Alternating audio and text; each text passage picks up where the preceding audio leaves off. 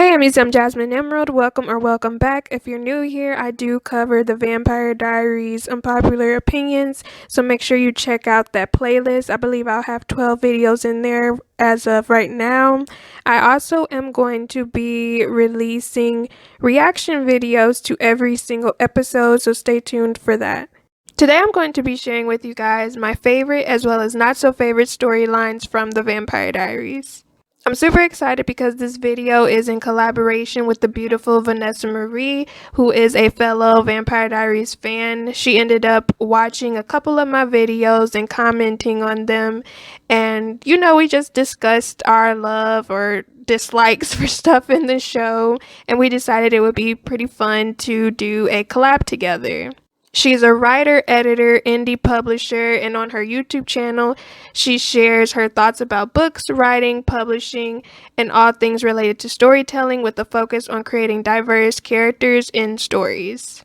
Make sure you guys check out all of her links in her YouTube channel, which will be in the description box down below. But without further ado, let's jump into this video. The first storyline I hated was Caroline being pregnant. Oh my gosh, when I tell y'all, I was just so outdone with this storyline because it did not make any type of sense. It was not clicking. Nothing was adding up. She is a vamp. How is it that she can carry some magical babies? Make it make sense. I do like that, the twins survived everything, but at the same time, it was still just like, it's not making any type of actual logic, and I know there's not really any logic when it comes to the Vampire Diaries, let's just be honest, but at the same time, it was still baffling for me that she was carrying these babies, going through all these symptoms where it's like a natural human would go through if they had valid, blood pumping through their body, but it's like, no. That's not what's supposed to be happening here. She is undead. You know what I mean?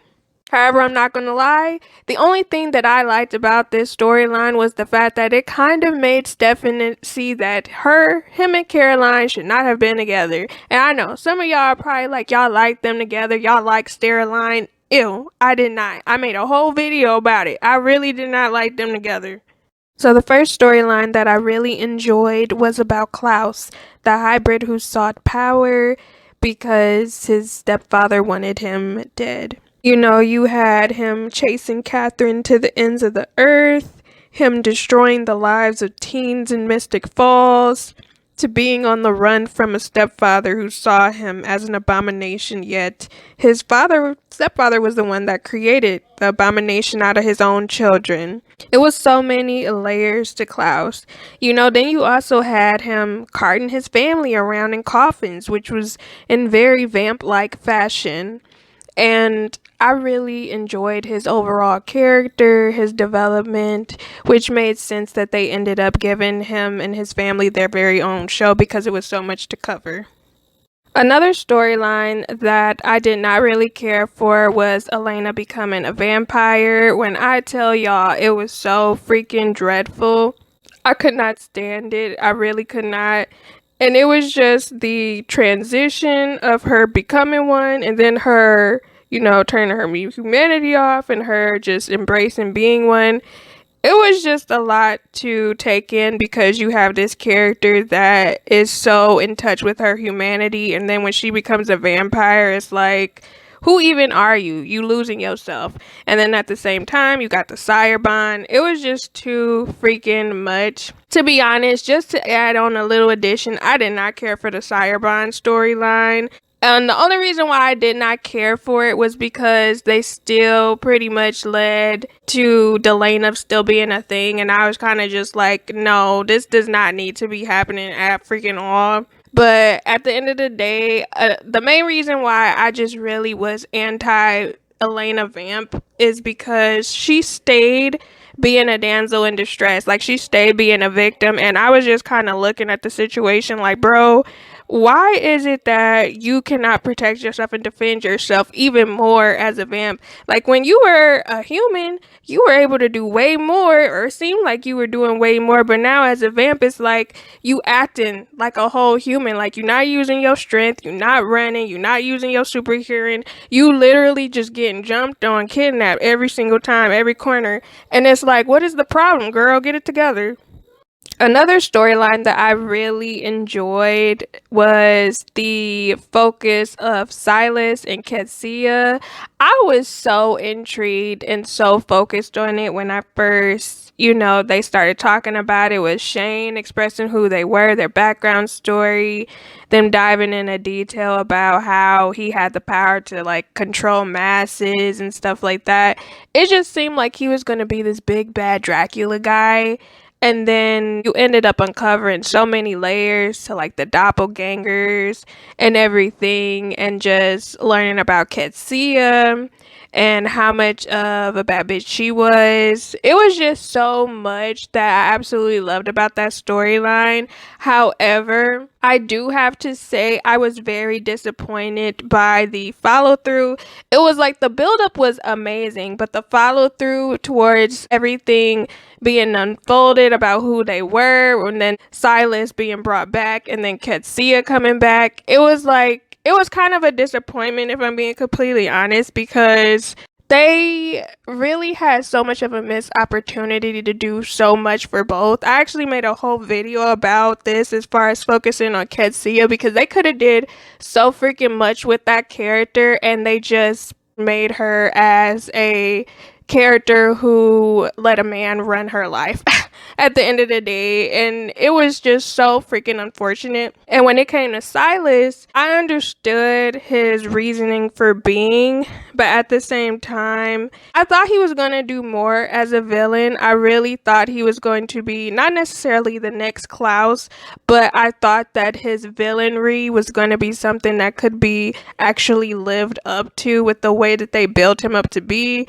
the way Shane talked about him, the way Cole was afraid of him, the way all those witches were like, oh, if Bonnie was in cahoots with Silas, then she would be lost forever. It was like so many people built Silas up to be this big bad guy, but he didn't really do. It's like he did awful things, killed a lot of people, but at the same time, he didn't do as much as I thought he was gonna do.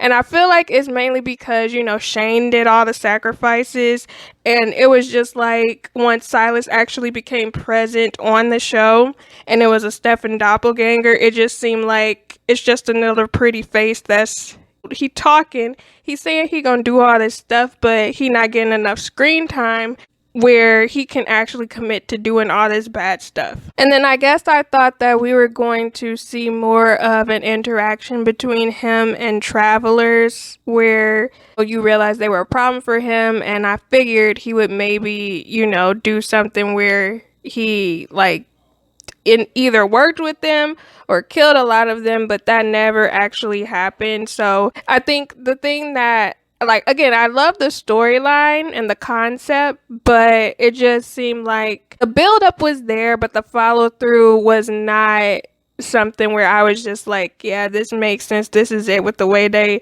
built up both of these characters to be big, strong, and powerful, and then they kind of turned them into minor mediocre characters by the time that they were kind of leaving out of the show.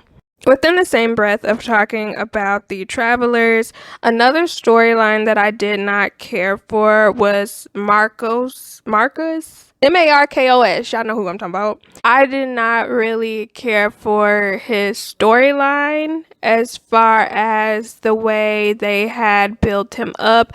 The one thing I will say, and I feel like this was when the writers of the Vampire Diaries started focusing more on the originals, they became very lax with the way they were developing the villains on this show, where they would say, oh, we're worried about who came through from the other side. Bonnie was the anchor, and she got knocked out because all those travelers killed themselves and committed mass suicide in order to bring back Markos.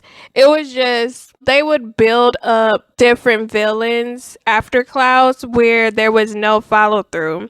And Markos was one of those people where I thought he was going to be this big and bad dude, but the most he did was he kind of caused the destruction of the anchor, which I mean, it's a bad thing, but at the same time, I thought he was going to wreak even more havoc. I also really, oh my gosh, I did not like how the whole show or throughout over the course of the show, there was this concept that Stefan and Elena were kind of going to get back together, again.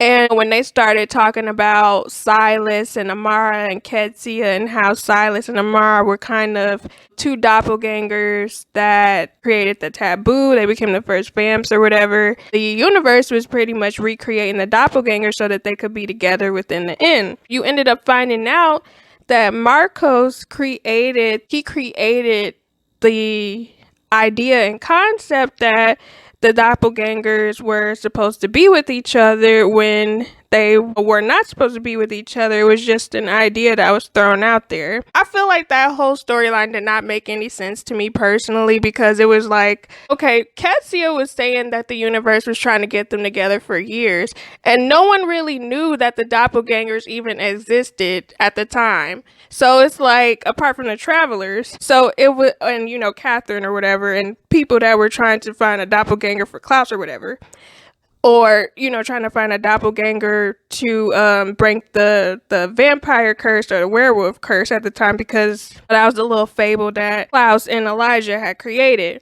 But at the same time, it's like, when Markos was introduced, he was saying that, giving people the hope for love is a great purpose in order to lure the doppelgangers together. And it was like, that does not make any type of sense. You know what I mean? It's like, you're saying this, but that has nothing to do with anything, because the doppelgangers wouldn't even know about the other doppelgangers. If people were naturally born, they wouldn't be thinking about this concept, because Katherine didn't know about this. And it's like, are you saying that you put a type of curse on them for them to naturally like love each other or find each other, or what? Because you're basically saying something that does not correlate. Like, no one knew about the doppelganger, so how is their purpose to find each other and fall in love? You know what I mean? So my favorite storyline out of every storyline in the Vampire Diaries is honestly about Katherine, the baddest bitch of them all.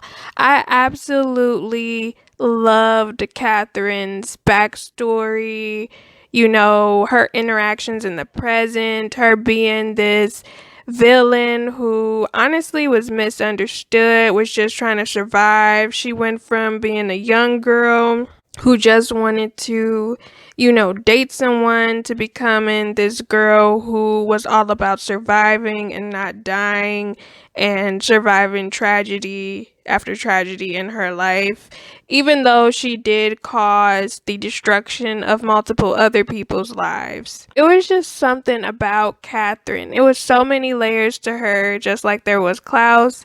And I absolutely enjoyed her character. Now, towards the end of the series, when she became the Queen of Hell, did not understand it, did not comprehend it, did not understand how that happened. They did not dive into that, but it would have made more sense if they did, because I was very at a loss when, they talked about how she became the Queen of Hell. It was like, girl, y'all really just threw this in there to make the storyline work at the end of the series. But for the most part, Katherine Pierce will definitely go down as one of my favorite villains of all time in TV as well as in movies and film, because her character was definitely one that was consistent as well as enjoyable. And I just loved the overall aspect of who she was. Honestly, I would have been really happy if they would have just focused on a prequel that was dedicated to Katherine figuring out how to survive on her own and keep herself out of Klaus's sights. I feel like that would have been a good, interesting view. Also, just learning about the travelers. I want to say I created a video about Katherine recently, like in the past couple of months, so I'll leave that linked too down below as well as up in the cards. But yeah, She was one of my favorite villains. And let me know in the comments down below what your favorite or worst storyline was in Vampire Diaries, because I would love to know your thoughts. Did you guys agree with any of the storylines that I picked? Let me know. If you really enjoyed this, feel free to check out my Patreon, which has exclusive content as well as early releases to reactions for TV shows, movies, and music videos. Subscribe if you like the vibe, and check out my other videos. Stay blessed, stay positive. Thanks for watching. See you soon. Bye.